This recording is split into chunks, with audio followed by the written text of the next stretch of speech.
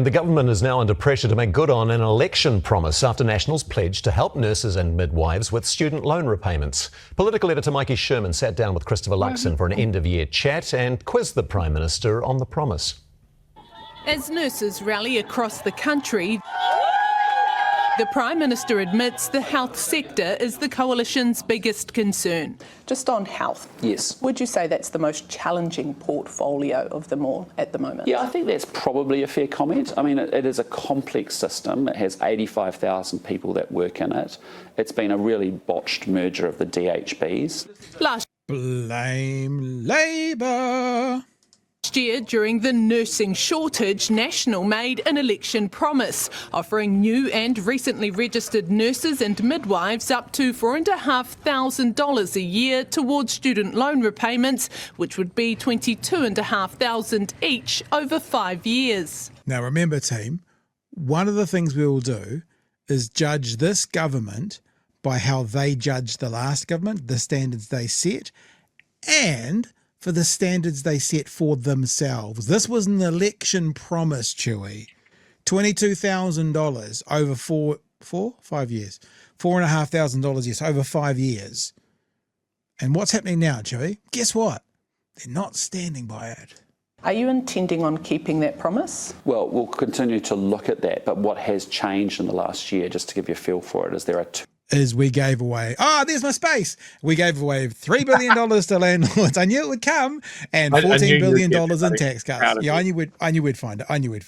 We'll continue to look at that, but what has changed in the last year, just to give you a feel for it, is there are 2,900 full-time equivalent nurses in the system extra. But you're not giving any firm I can't give you a firm commitment around timing, but I can say that issue, that program is still something that Shane Reddy will work his way through.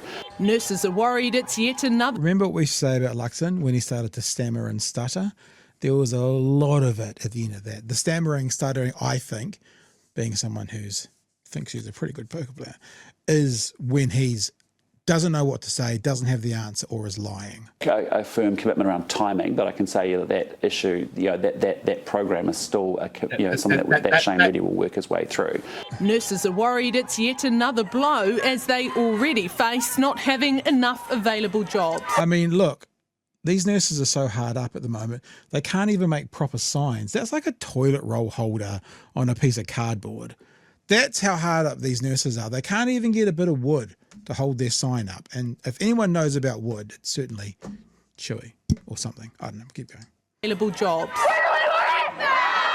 It's another broken promise, and it's showing the level of disrespect that this current government has. Still a live proposal on the table as to when it gets action and how it does. How quickly will that happen? He'll work his way through that. Well, right now there's some other more pressing issues that we have to deal with in healthcare, like it's going to destroy the rest of the country. Philip Morris needing some money back, like have I mentioned landlords?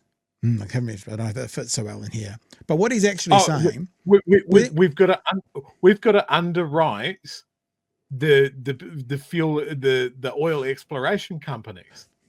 They want our oil, and they want the government to pay them to get it out so they can make profit on it, and they want the government to carry the can for when they fuck up the environment doing it. Yeah, even absolutely if they don't find insane. it. Shane Jones is considering that. Just remember when Winston last week said he was struggling, and then he kind of walked it back going, well, he's new to this game. What he was saying is you're not qualified for the job. So you imagine a boss taking over a team and having to learn the role on the job. That means when he was employed, he wasn't qualified for the job. So that's what Winston said last week. When you say that quite a bit out loud, what Luxon's saying now, he says there's other priorities. What he's saying to all of you nurses is you're not my priority. He's literally saying that. There are other priorities. So we are not going to prioritize these people, like Chewie's talking about his sister, who are working themselves to the bone, not getting enough sleep, not being able to take holidays, desperately needing them and being told they need to take them. You don't matter to me right now. You're not the priority. Listen to it again. He'll work his way through that. Well, right now there's some other more pressing issues that we have to deal with in healthcare, like actually get Health New Zealand to a high-performing state, get the funding through, get the cancer drugs out the door. Next year, this term though? Again, I'll leave that for him to work through. I think there's a significant amount of our student nurses who will be leaving to Australia as soon as they possibly can. Luxon says his coalition is working well. You'd be happy to work with ACT and New Zealand First in another coalition in the future? Yeah, I mean, as I said, it's been working. I enjoy working with both parties. They different leaders, different personalities, but we work in a very... Yeah, notice all the stammering again, team? I mean, I can't say that's for absolutely sure, but it feels to me that the time he gets stuck, not knowing what to say or needing to exaggerate or lie, this stammer comes out, like I was just doing then. Very constructive, very positive way. With its first year under its belt, the focus for the coalition is clear for 2025. Really what we want to see over the course of next year is actually economic growth, because that's the thing that powers up jobs.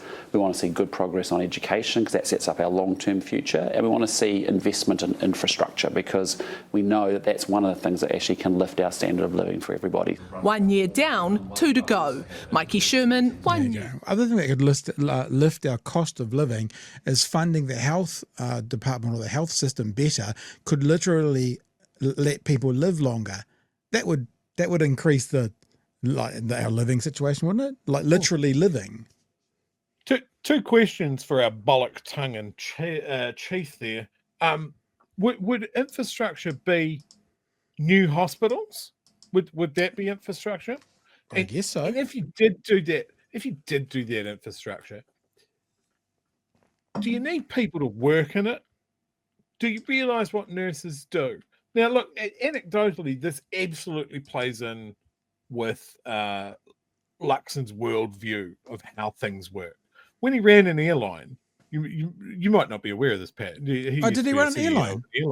Yeah. Oh, really? Which airline did he run?